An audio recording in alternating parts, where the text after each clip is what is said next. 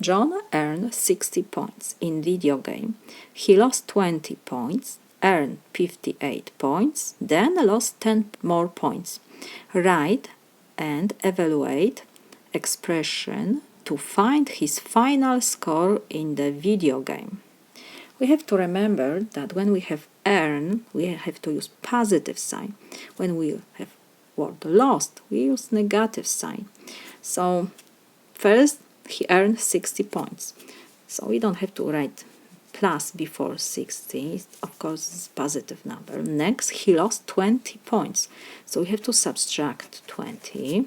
Then he earned 58. So we will be plus 58.